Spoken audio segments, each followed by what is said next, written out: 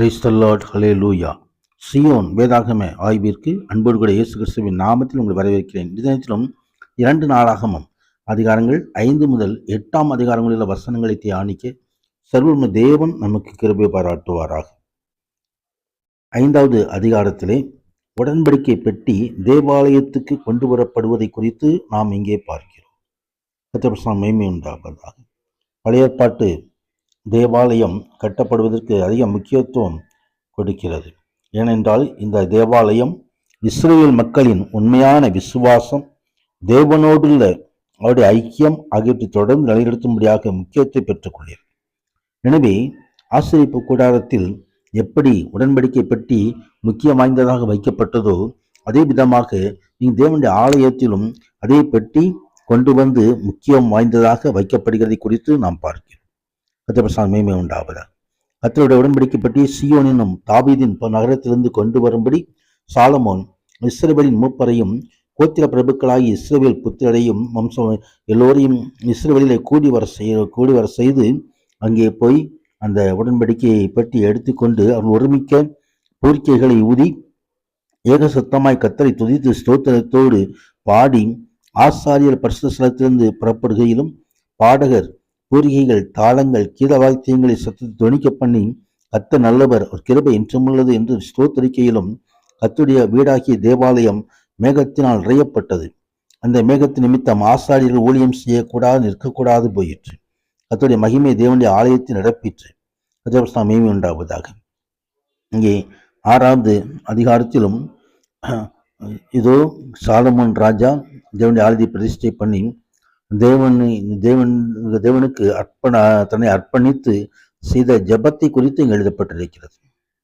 கர்த்தருக்கு மகிமை உண்டாவதாக. அங்கே சாலமோன் ராஜா கர்த்தருடைய பலிபீடத்திற்கு முன்பே இஸ்ரவேல் சபையார் எல்லோருக்கும் எதிராக நின்று தன் கைகளை விரித்து இங்கே வெண்கல பிரசங்க பீடத்தை உண்டாக்கி அங்கே அதில் வைத்து தன் கைகளை நேராக அங்கே சபையர் எல்லாருக்கும் எல்லாருக்கும் எதிராக முழங்கால் படியிட்டு தன் கைகளை வானத்துக்கு நேராக விரித்து ஆண்டவர் நோக்கி சொல்கிற ஜெபத்தை குறித்து எழுதப்பட்டிருக்கிறது. கர்த்தருக்கு மகிமை உண்டாவதாக. ஆண்டவர் ஜெபத்தை கேட்கிற தேவன். சாலமோனுடைய ராஜாவுடைய ஜெபத்தை ஆண்டவர் கேட்டார். கர்த்தருக்கு மகிமை உண்டாவதாக. இந்த ஜெபத்தை கேட்டு பதில் தருகிற காரியத்தையும் நாம் பார்க்கிறோம். கர்த்தருக்கு மகிமை. 7வது அதிகாரத்தில் தேவாலயம் பிரதிஷ்டை பண்ணப்பட்டு அதே நாளிலே ஆண்டவராகிய தேவன் சாலமோனுக்கு தரிசனமாகி ஜெபத்துக்கு பதில் தருகிற காரியத்தை குறித்து அங்கே எழுதப்பட்டிருக்கிறது. சாலமோன் ஜெபமணி முடிக்கிற போது அக்கினி வானத்திலிருந்து இறங்கி சர்வாங்க தகன பலிகளையும் மற்ற பலிகளையும் பட்சித்தது. கர்த்தருடைய மகிமையும் ஆலயத்தை நிரப்பிற்று. கர்த்தருக்கு உண்டாவதாக.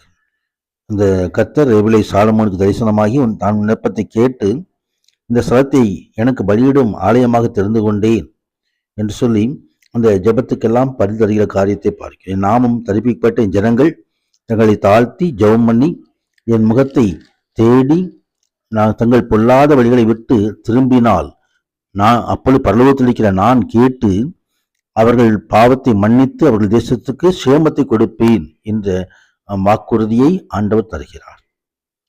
மகிமை உண்டாவதாக. தொடர்ந்து சாலமோனுடைய மற்ற நடவடிக்கைகளை குறித்தும் அங்கு எழுதப்பட்டிருக்கிறது. தன் தகப்பனாகிய தாவீதுடைய பிரமாணத்தின்படியே ஆசாரியர்கள் தங்கள் தங்கள் ஊழியத்தை செய்யும் வகுப்புகளையும் லேவியர் ஒவ்வொரு கட்டளையும் கட்டளையின்படியே ஸ்துதித்து சேவித்து ஆசாரியருக்கு முன்பாக தங்கள் ஊழியத்தை செய்யும் முறைகளையும் வாசல் காப்பாளர்கள் ஒவ்வொருவருக்குமான காவல் காக்கும் வகுப்புகளை நிற்க பண்ணி அங்கு இந்த தேவனுடைய மனுஷனாய் தாவீது கட்டளையிட்டபடியெல்லாம் செய்கிறதை குறித்து நாம் பார்க்கிறோம். சமயம் என்றாவதால் எல்லாவற்றையும் சாலமோன் ராஜா சரியாகவும் நேர்த்தியாகவும் செய்து முடித்தார். அதே விதமாக நாமும் கூட கர்த்தருடைய வசனம் சொல்கிறபடி நமது ஆவிக்குரிய ஜீவியத்திலும் சகலவற்றையும் நேர்த்தியாகவும் கிரமமாகவும் செய்யும்படியாக அழைக்கப்படுகிறோம். தேவ சமூகத்தில் சாலமோனை போல ஞானத்தோடு நாம் விண்ணப்பம் பண்ணுவோம், பதிலை பெற்றுக்கொள்வோம். கர்த்தர் நாளிலும் மகிமையான காரியங்களை செய்தருள்வாராக. ஆமீன். ஆமீன்.